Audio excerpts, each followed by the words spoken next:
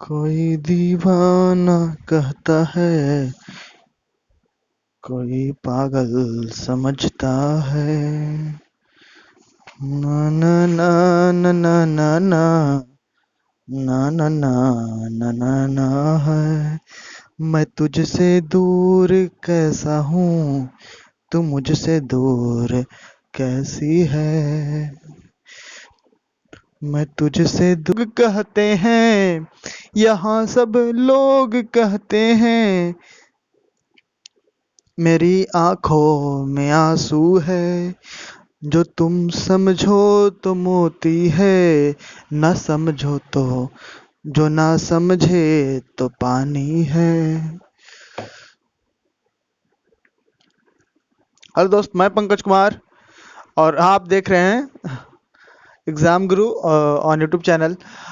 थोड़ा हम कोशिश कर रहे थे, बट इम्पॉसिबल पॉसिबल नहीं है, मेरे लिए अभी पॉसिबल नहीं है। धीरे धीरे कोशिश करेंगे तो कुछ अच्छे दोहे पंक्तियाँ का लाइन मैं गुनगुना दूंगा। फिलहाल ये लोगों के फरमाइश पे हमने की थी। लोग कह रहे थे कि सर कुछ मतलब पढ़ाइए ऐसा कि कुछ मतलब एंट्री आपका ज़बरदस्त होना चाहिए, एंट्री में कुछ पोएम लाइए, कोटेशन लाइए, कुछ गाना लाइए, ऐसे करके एंट्री करिए। बट इम्पॉसिबल मेरे लिए फ़िलहाल संभव नहीं है। बट कोशिश करना तो संभव है, कोशिश हम कर रहे हैं। तो कोशिश किए अगर खराब लगे, बुरा लगे तो उसके लिए सॉरी, माफ़ करिएगा। आइए हम पढ़ाने की जो बात करते हैं। तो आज का जो टॉपिक है वो है सोयल मृदा। देखिए मृदा सोयल का जो बात है, अ, ये ये उस टॉपिक को लेकर के, जो क्लाइमेट का जो बात है, उस टॉपिक को लेकर के हम तो क्लाइमेट चैप्टर तो एस सोयल सोयल है ना, मृदा, तो मृदा के बारे में पढ़ना था। ठीक है, तो हम सोचे कि मेरा मानना है कि सबसे पहले आप क्या करिए, अगर क्लाइमेट, अगर जलवायु आपको पढ़ना है, जलवायु, अगर जलवायु के बारे में पढ़ना है तो सबसे पहले आपको ये टॉपिक सब कंप्लीट करना होगा, है ना। इसलिए हम सोयल, चूंकि सोयल थोड़ा हमको लगा कि छोटा चैप्टर है, और थोड़ा इसको जल्दी हम लोग क्या करेंगे, और ये पिछले क्लास में आप लोग पढ़े होंगे, 10th क्लास में पढ़े होंगे, तो वहां से भी इसका कंसेप्ट हम क्लियर कर रहे हैं आपको, है ना। 9th 10th में इसको पढ़े होंगे। तो जलवायु भी, क्लाइमेट भी आपको 9th क्लास में पढ़ना था, है ना। तो यहाँ पे देखिए, यहाँ पे हम सोयल जो है हमारा मृदा, उसके बारे में हम पहले मैपिंग के थ्रू पढ़ लेते हैं कि कौन सा कहाँ पे मतलब कि है ना, कौन सा मृदा कहाँ पे पाया जाता है, उसके बारे में हम लोग पढ़ लेते हैं। ठीक है, तो देखिए सबसे पहले हम लोग देख लेंगे कि ये इंडिया का मैप है। इंडिया का मैप में आप देखिएगा कि यहाँ पे हमने संकेत ऐसे लिख दिया है, संकेत यहाँ पे, संकेतिक, संकेतिक,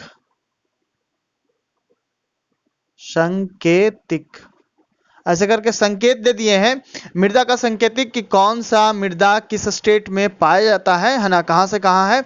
और उसका एक ऐसे ऐसे डॉट डॉट अलग अलग सिंबल हम दे दिए हैं। जैसे पी है, तो ये पी तो आपको लेटराइट मृदा है, तो पी कहाँ कहाँ पे आप देख लीजिए।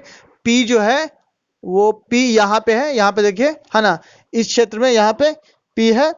इधर मिजोरम साइड में, इधर, है ना, मिजोरम त्रिपुरा इस साइड में, यहाँ पे देख रहे हैं ना, पी है ना। या फिर वहाँ यहाँ पे देखिए, या इस साइड में भी उड़ीसा के, ये उड़ीसा वाला क्षेत्र है ना, ये पश्चिम बंगाल, नीचे यहाँ पे उड़ीसा, है ना। तो ये उड़ीसा यहाँ भी आपको है, कुछ क्षेत्र यहाँ पे है आपको, ये तमिलनाडु के पास, थोड़ा सा तमिलनाडु का जो निचला है वहाँ पे है। उसके बाद इस साइड में देख लीजिए, केरल, केरल का जो पार्ट है, जो तटवर्ती क्षेत्र है, वहाँ भी आपको लेटराइट मृदा पाया जाता है ना।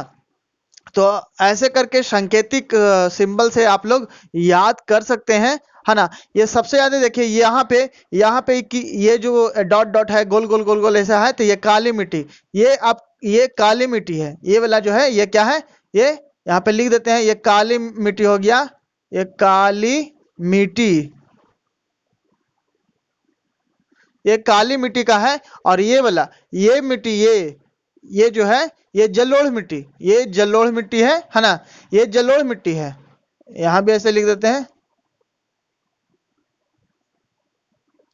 जलोढ़ मिट्टी।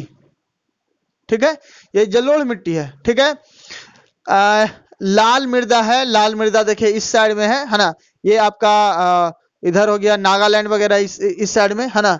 तो ये इधर आपको कौन सा मिट्टी पाया जाता है, लाल मिट्टी पाया जाता है यहाँ। उसके बाद यहाँ भी देखिए इस क्षेत्र में उड़ीसा वाला क्षेत्र हो गया, आंध्र प्रदेश हो गया, ये वाला देख रहा है ना, ये वाला क्षेत्र हो गया है ना।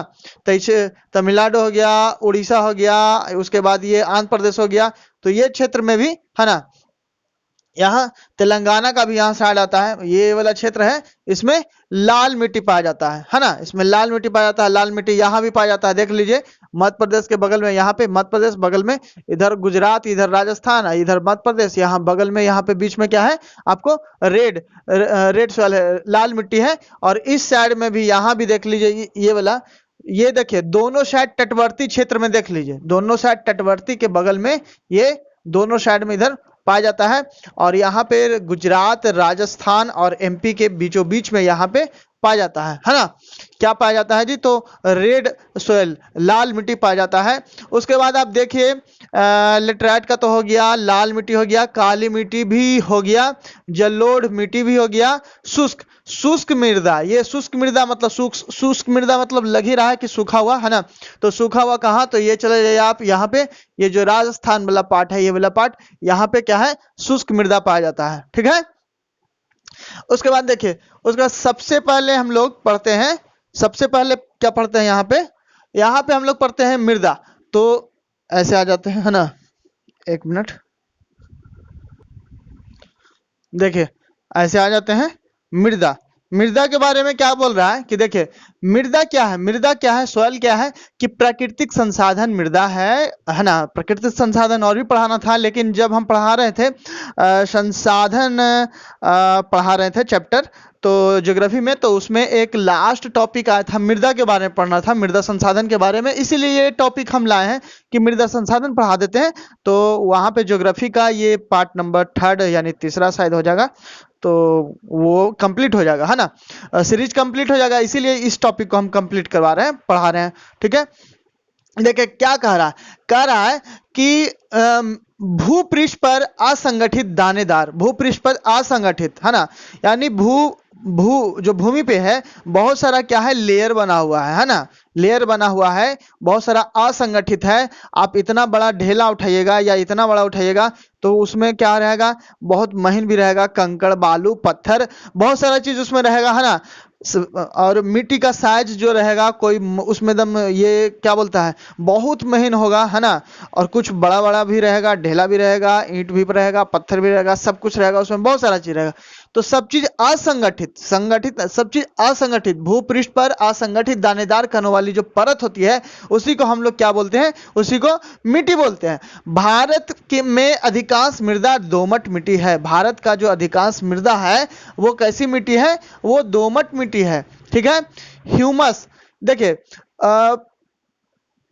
ह्यूमस, जिस मिट्टी का जो कलर है ब्लैक है ना, ब्लैक, उसमें क्या है, ह्यूमस का मात्रा ज्यादा पाया जाता है। ठीक है, ह्यूमस का मात्रा उसमें ज्यादा होता है, नमी ज्यादा होता है। ठीक है, और वहाँ सिंचाई भी ज्यादा होता है, मतलब सघन, और वहाँ पे जो जनसंख्या होता है वो भी बहुत, जो कि देखिए जहाँ पे सिंचाई होगा वहाँ पे खाने और पीने का, सिंचाई ज्यादा वहीं होगा जहाँ पे पीने का यानी पानी का संसाधन होगा। ठीक है, पानी का संसाधन होगा और मिट्टी भी उपजाऊ होगा, तो वहाँ और भी अनेक प्रकार के क्या हो सकते हैं, अनेक प्रकार का वहाँ पे सिंचाई किया जा सकता है। सिंचाई का मतलब यही नहीं कि सिर्फ फसल उपजाना, फसल उपजा रहे हैं तो क्या हम वो जानवर भी पाल सकते हैं है ना, मतलब दुधारू भी पाल सकते हैं। तो वहाँ पे क्या होगा, हर एक तरह का क्या होगा, जीवन यापन करने का सुविधा उपलब्ध होगा। इसलिए उस क्षेत्र में क्या होता है, जिस क्षेत्र में कृषि होता है, यानी जिस क्षेत्र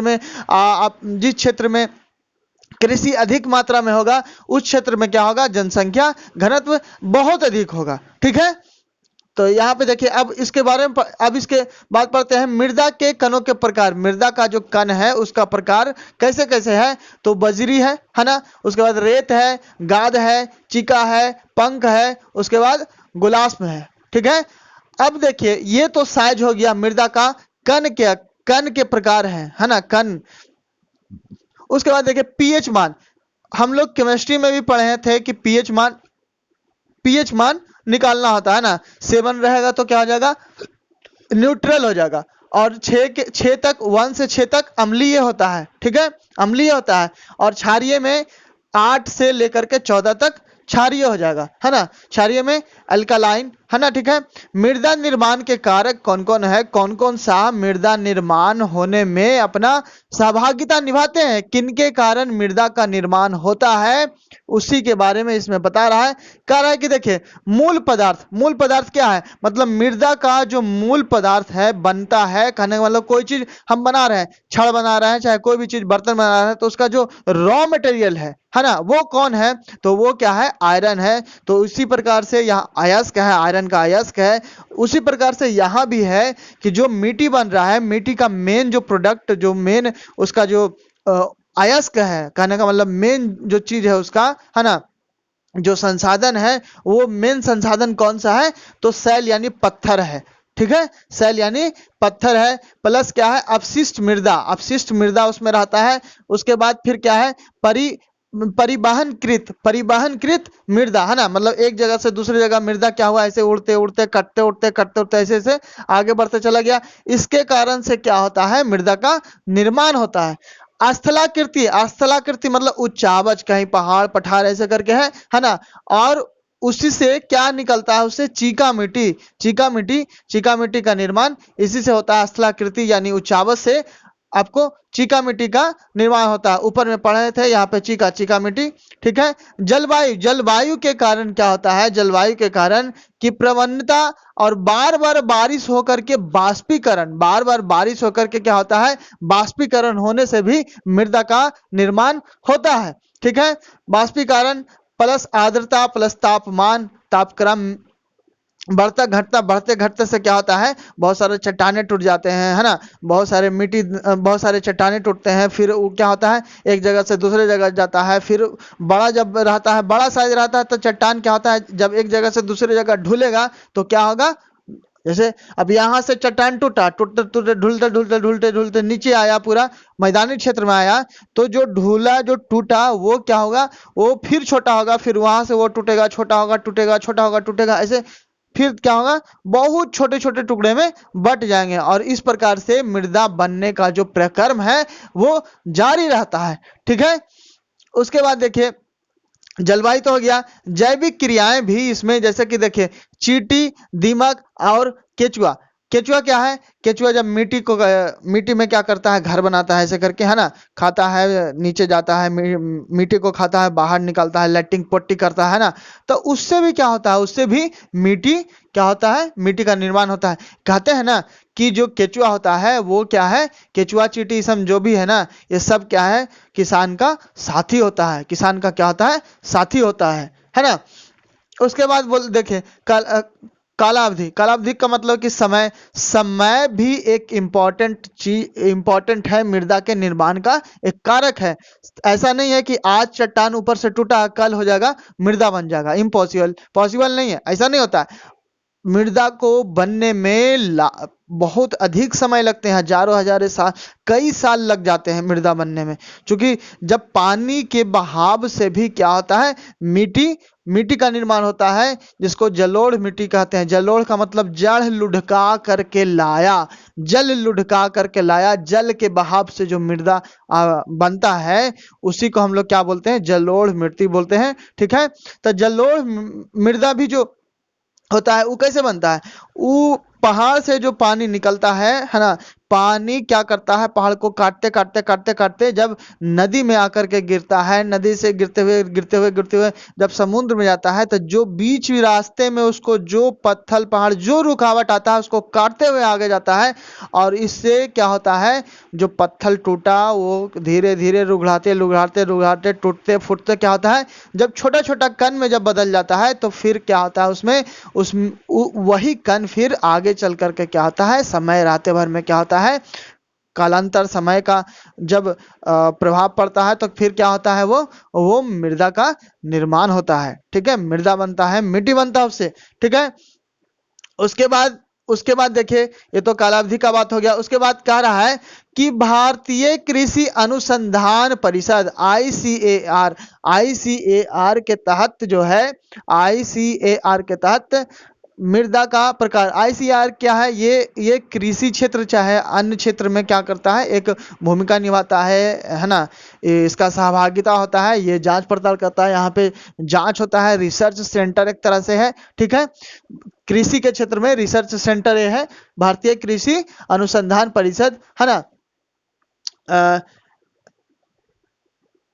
Indian council of agriculture research centre, है ना, ठीक है, के तहत क्या है, मृदा का जो प्रकार है उसको उन लोग जो आईसीएआर है, मृदा को कैसे बांटा है, किस प्रकार से उसको विभाजित किया है, तो उसका मानना है आईसीएआर के द्वारा अगर हम पढ़ते हैं, आईसीएआर के थ्रू अगर पढ़ते हैं कि मृदा का प्रकार कितने प्रकार के होते हैं, तो वो बताया है कि जलोढ़ मृदा, काली मृदा, लाल व पीली मृदा, लेटेराइट, शुष्क मृदा, लवणीय मृदा, वन मृदा, पिटमय मृदा। ये जो वन मृदा है, ये ऊपर वाला भाग में, यहाँ ये ऊपर वाला भाग जितना खाली छोड़ दिया है ना, ये वन मृदा यहीं पे पाया जाता है, ठीक है, वन मृदा। देखिए कह रहा है कि जलोढ़ मृदा, आज जो इसमें हम बताए ना वो जलोढ़ मृदा के बारे में, लैटेराइट मृदा के बारे में और शुष्क मृदा के बारे में, 3 मृदा के बारे में बताए हैं। मुख्य रूप से हम 5 प्रकार की मृदा के बारे में चर्चा करेंगे। नेक्स्ट जो वीडियोस बनेगा उसमें 2 प्रकार के और करेंगे, है ना। फिलहाल इसमें क्या करते हैं, हम लोग 3 प्रकार के मृदा को हम लोग अच्छी तरह से पढ़ लेते हैं, ठीक है। कह रहा है कि देखिए, कह रहा है, देखिए एक बात बताते हैं, इंटरटेनमेंट मानते हैं कि पढ़ाई इंटरटेनमेंट के थ्रू करना चाहिए, लेकिन रियली बताते हैं इंटरटेनमेंट कैसे करें। आपको पढ़ के भी इंटरटेनमेंट हो सकता है, पढ़ाई एक खुद इंटरटेनमेंट का जरिया है। आप पढ़िएगा, आपको जब मन लगेगा तो पता नहीं चलेगा कि सुबह बैठे थे शाम कब हो गया। आप जान लीजिए, नहीं बोलता है, दिल लगाने से दिल लगता है, दिल लगाने से दिल लगता है, लड़की हो या किताब। समझे कि नहीं? दिल लगाइए, चाहे किताब से दिल लगाइए, चाहे जिससे दिल लगाइए, वो आपकी मर्जी है। लेकिन हम तो कहेंगे कि एक बार दिल किताब से लगा के देख लिए, आप लड़की को भूल जाइएगा, जिसको भूल जाइएगा, क्योंकि इसमें इतना रस है ना, इसमें इतना जानकारी है ना कि आपको मजा आ जाएगा।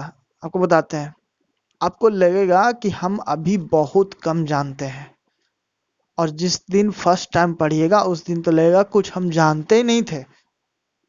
इसीलिए आपको कहते हैं कि जो भी वीडियो देख रहे हैं, अगर उनको दूसरे तरह का इंटरटेनमेंट चाहिए तो YouTube पे बहुत सारे चैनल हैं, आप वहां जाइए।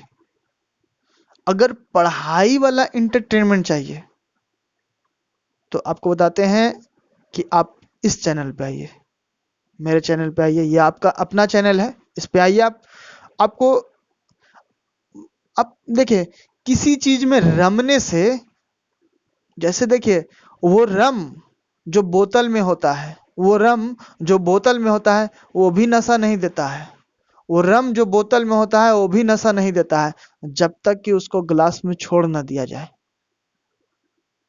समझे कि नहीं? दोस्त के बीच में बैठ करके महफिल जब तक नहीं जमता है तब तक रम भी कोई काम का नहीं होता है। तो यही बात पढ़ाई में है कि दिल तो ऐसे नहीं लगेगा, दिल ऐसे नहीं लगेगा पढ़ाई के साथ।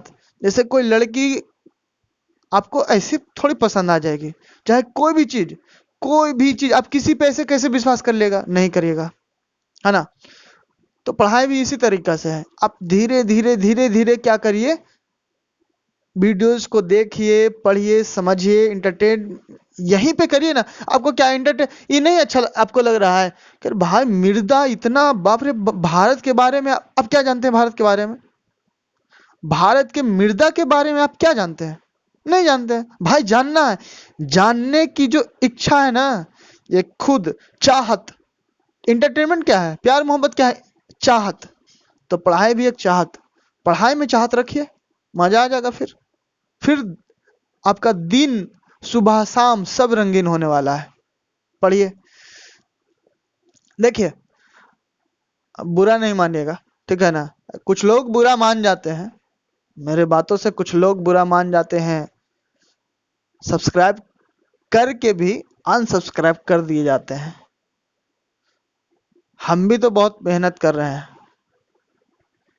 हम भी तो बहुत मेहनत कर रहे हैं। क्या सिर्फ अपने लिए और आपके लिए नहीं? क्या मेरा जो ये पॉइंट, जो नोट्स हम मेहनत करके हम बनाए थे, वो क्या हम खुद नहीं रख सकते थे? आपको हम क्यों दिए जा रहे हैं? आपको हम क्यों दिए जा रहे हैं? क्या हमने आपसे कोई डिमांड पैसा का किया था, फी का? क्या आपने हमको बोला था? नहीं, ये हम खुद किए जा रहे हैं, ताकि आपको भी लगे, ताकि आपको भी लगे कि कमियां हम में है कि आप में। अगर हम में है तो हम सुधार करेंगे, और आप में है तो आप सुधार करेंगे।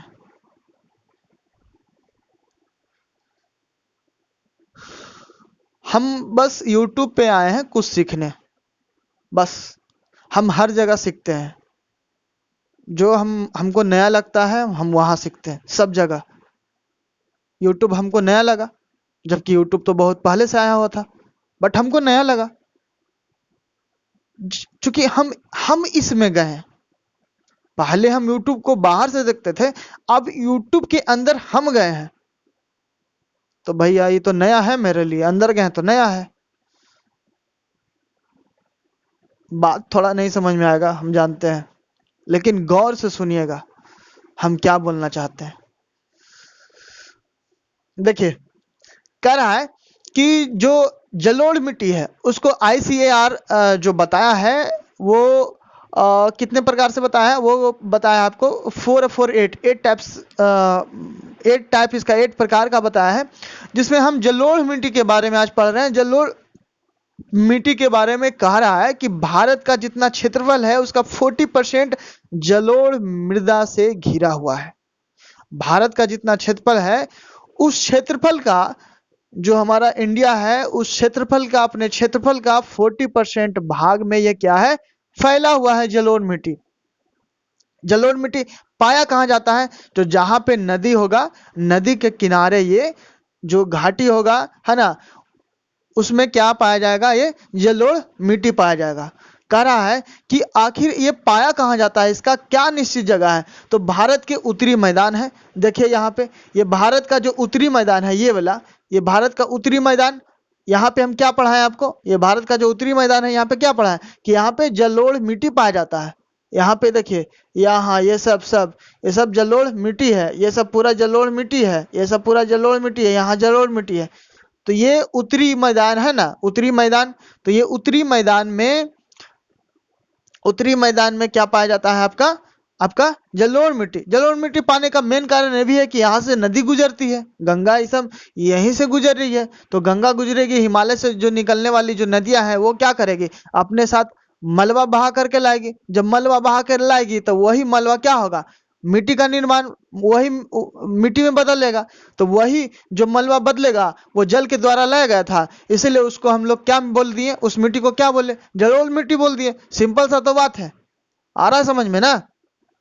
देखिए, उसके बाद कह रहा है कि भारत के उत्तरी मैदानों में ये क्या है, बहुत अधिक मात्रा में फैला हुआ है जी, और पंजाब से असम तक है। देखिए, यहाँ पंजाब से यहाँ असम तक फैला हुआ है। आपका क्या फैला हुआ है, तो जलोढ़ मिट्टी फैला हुआ है।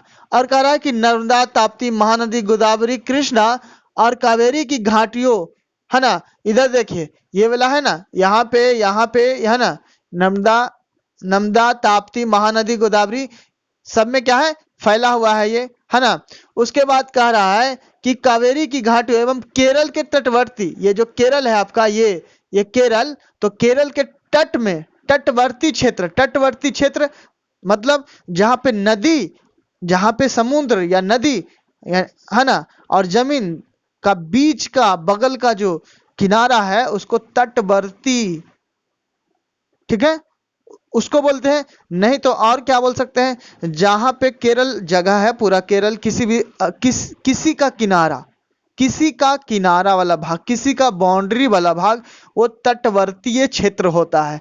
ठीक है, तो तटवर्तीय क्षेत्र यहाँ पे देखिए केरल, केरल का ये तटवर्तीय क्षेत्र, यहाँ पे क्या पाया जाता है, यहाँ पे आपका, यहाँ पे तटवर्तीय क्षेत्र है ना जी, केरल का तटवर्तीय क्षेत्र।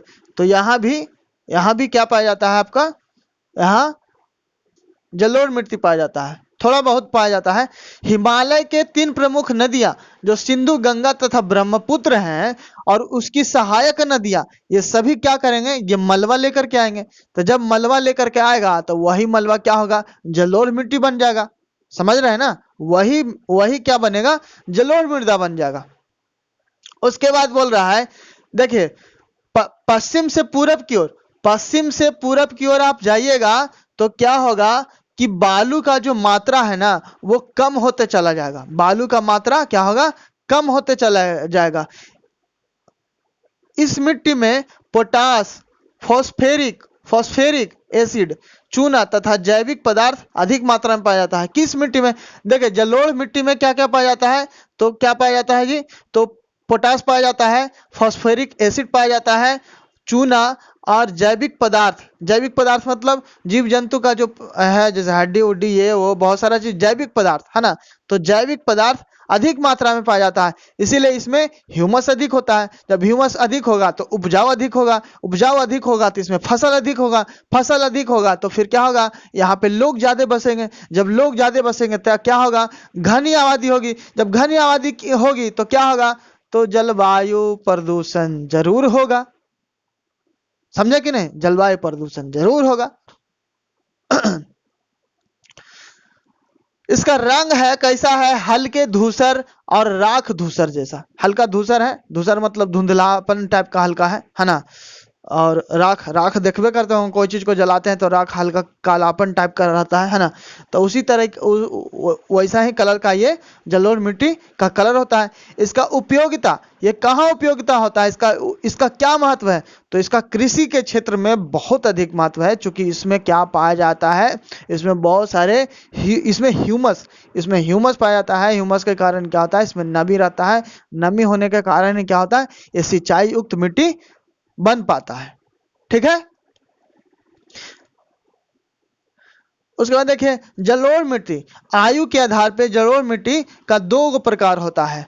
आयु के आधार पे जलोढ़ मिट्टी का कितना प्रकार होता है, 2 प्रकार होता है। कौन कौन होता है, तो एक होता है बांगर और दूसरा खादर, है ना। एक होता है बांगर और दूसरा खादर। बांगर का मतलब क्या, न बोलता कुछ हमें, एकदम बांगड़े है ये है ना, बांगड़।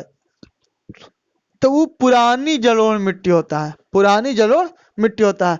नया होता है उसको क्या बोलते हैं, खादर, आदर।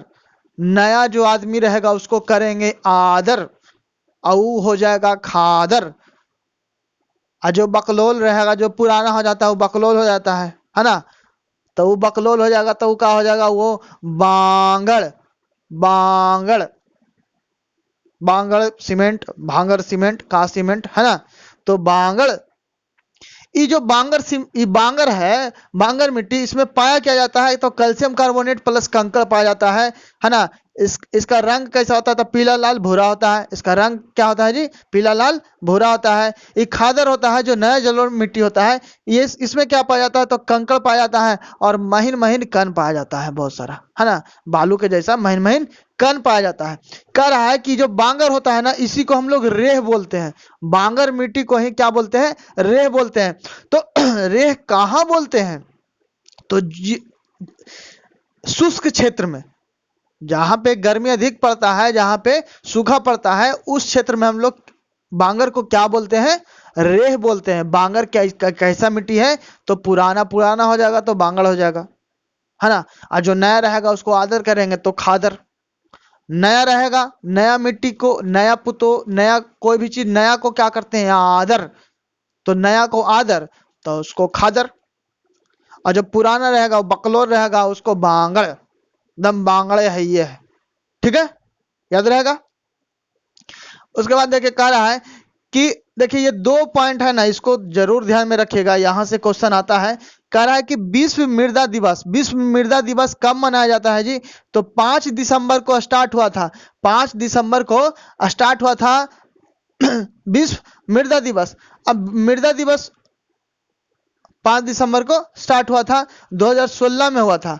इसका मुख्य विषय क्या था? तब मिट्टी और दालें जीवन के लिए एक सहजीव, जीवन के लिए एक सहजीव।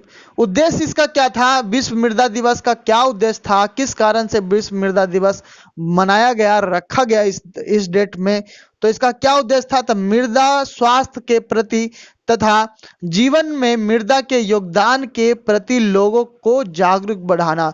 आप थोड़ा सा समझिए कि अगर मृदा ना होता, मृदा होता भी तो उपजाऊ नहीं होता।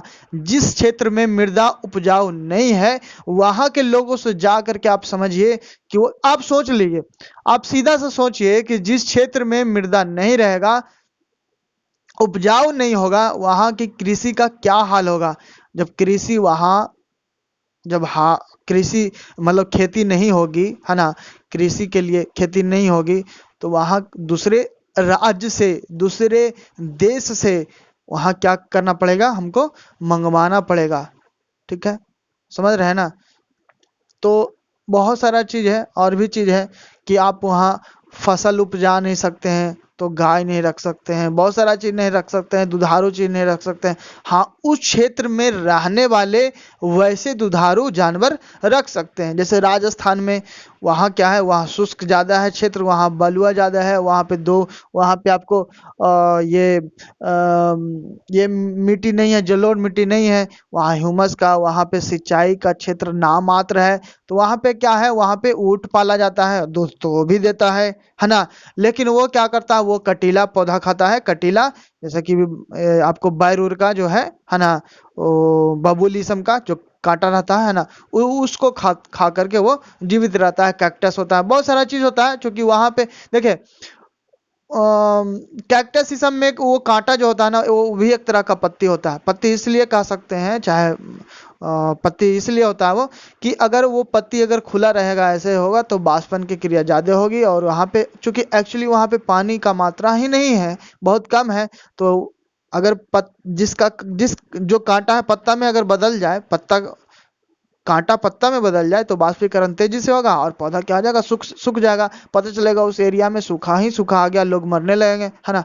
तो नेचर में एक ऐसा है कि हाँ, वहाँ पे जो कैक्टस है, पत्ता, वो कांटा ही एक तरह से पत्ता होता है ना। लेकिन वहाँ पे पानी का जो मात्रा कम है, उसके कारण से वो पत्ता कांटा में बदल जाता है। ठीक है, देखिए ज्यादा मत छड़िए, चूंकि इधर उधर भटक जाते हैं ना। टॉपिक पे आते हैं। देखिए क्या रहा है, कह रहा है कि ये तो विश्व मृदा दिवस पढ़ लिए, उसके बाद देखिए कह रहा है यहाँ पे कि मृदा स्वास्थ्य कार्ड, मिट्टी है वो स्वस्थ है या नहीं है, इसका पता कैसे लगाएंगे? तो उसके लिए कार्ड निर्धारण योजना एक चालू किया गया था। ये आपको किया गया था, कहाँ गया था? तो राजस्थान के सूरतगढ़ में किया गया था।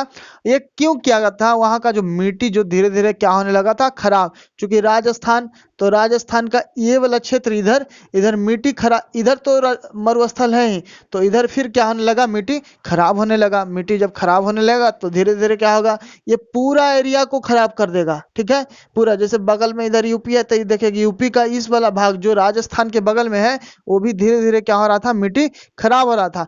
तो मिट्टी खराब हो रहा था, अनुपजाऊ हो रहा था, तो फिर उसको उपजाऊ बनाया गया। बात समझ रहे हैं ना, उपजाऊ बनाया गया। अब देखिए, अब यहाँ पे आते हैं हम लोग, कह रहा है कि मृदा स्वास्थ्य कार्ड का जो शुरुआत किया गया था, वो 19 फरवरी 2015 को राजस्थान के सूरतगढ़ में किया गया था। चूंकि वहां का जो मिट्टी है वो धीरे धीरे खराब होने लगा था, मिट्टी का जो उर्वरक शक्ति है वो खराब होने लगा। तो जांच में पता चला कि यहाँ का मिट्टी क्या हो रहा है, खराब हो रहा है।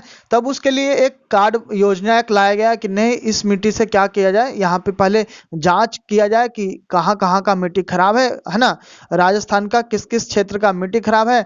जो मिट्टी पहले से अब बहुत ज्यादा खराब हो चुके हैं, है ना, उसमें अभी कार्य चल रहा है, वहां भी बहुत सारे जो मिट्टी खराब हो चुके हैं, अनुपजाऊ हो चुके हैं, वहां पे उपजाऊ बनाया जो जा चुका है। हमारे प्रधानमंत्री जो नरेंद्र दास मोदी जी हैं, मोदी जी, उनके थ्रू बहुत सारा वहां पे कार्यक्रम चलाया गया और फिर क्या हुआ, वहां राजस्थान की बहुत सारी जगह का जो मिट्टी है अब उपजाऊ बन गया है। ठीक है, उसके बाद देखिए कह रहा है कि ध्येय वाक्य, इसका ध्येय वाक्य क्या था कि मृदा स्वास्थ्य कार्ड कैसे बनेगा, इसका ध्येय वाक्य रहता है। जैसे ध्येय वाक्य का मतलब जैसे LIC में क्या है, नहीं रहता है बीच में लिखा हुआ, क्या लिखा रहता है, परिवार ऐसे कुछ करके लिखा रहता है उसमें, है ना, हमको ध्यान उतना नहीं है। जैसे सहारा का सहारा परिवार इंडिया ऐसे करके बहुत सारा चीज लिखा रहता है ना। तो ध्येय वाक्य होता है, ध्येय वाक्य रहता है कि स्वस्थ धरा खेत हरा। स्वस्थ धरा, स्वस्थ धरा मतलब जमीन जो रहेगा स्वस्थ रहेगा, मिट्टी स्वस्थ रहेगा तो खेत हरा भरा रहेगा। अगर जमीन ही स्वस्थ नहीं रहेगा तो खेत क्या होगा, खेत क्या होगा जी, हरा भरा नहीं रहेगा, है ना। तो ये वाक्य था, ठीक है, जो समझ में आ गया होगा, है ना।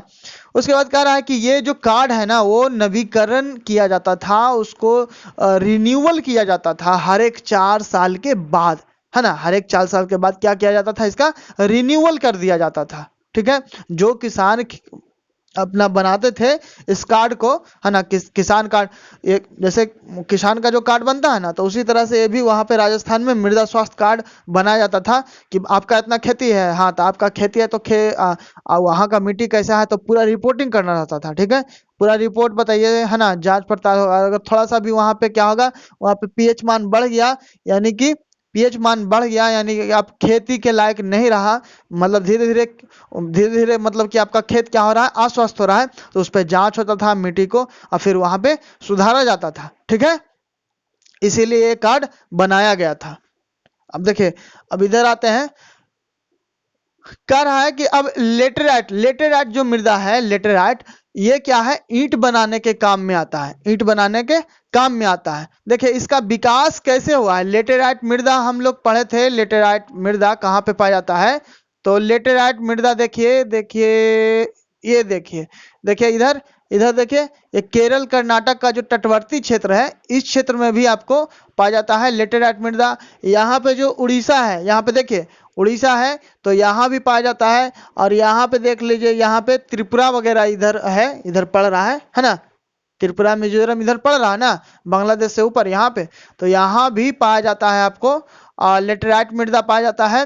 और कहीं पाया जाता है, और यहाँ पे थोड़ा सा देख लीजिए, यहाँ पे तमिलनाडु के बगल में यहाँ जो निचला पोर्शन है ना, नीचे वाला भाग जो है, वहां पे आपको क्या होता है, यहाँ भी लेटेराइट मृदा पाया जाता है।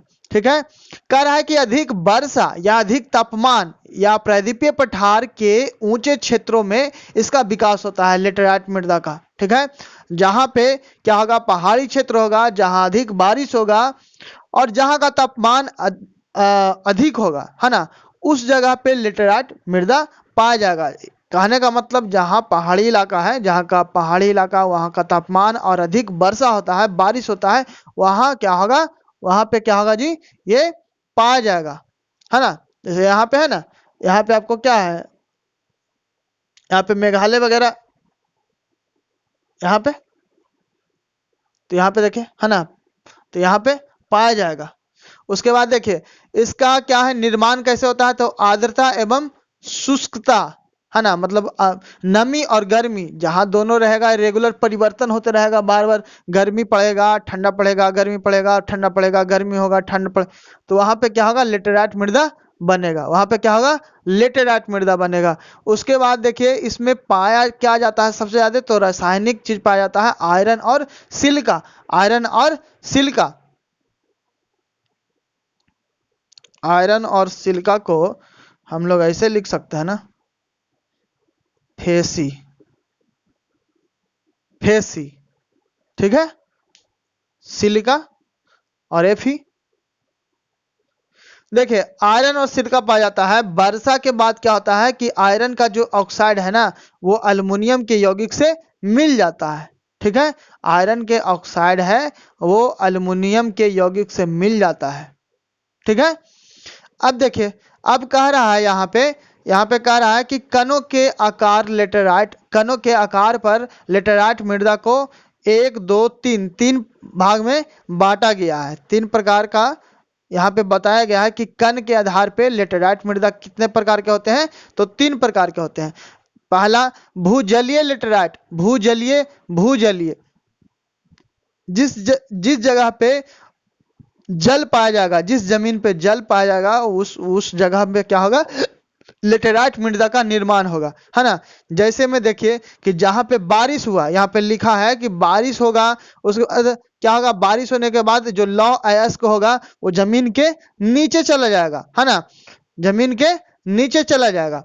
ये जो भूजलीय लेटेराइट मृदा है, जब जमीन के नीचे ऑक्साइड चला जाएगा, लौह यानी कि लोहा ऑक्साइड चला जाएगा, है ना, लौह ऑक्साइड चला जाएगा, तो क्या होगा, ये गहरी लाल लेटेराइट मृदा और श्वेत लेटेराइट मृदा, ये दोनों लेटेराइट मृदा से ज्यादा उपजाऊ कौन होता है, भूजलीय लेटेराइट मृदा, भूजलीय लेटेराइट मृदा। देखिए यहाँ पे लिख दिए हैं हम कि दोनों से अधिक उपजाऊ है, ये दोनों से अधिक उपजाऊ ये है, ठीक है।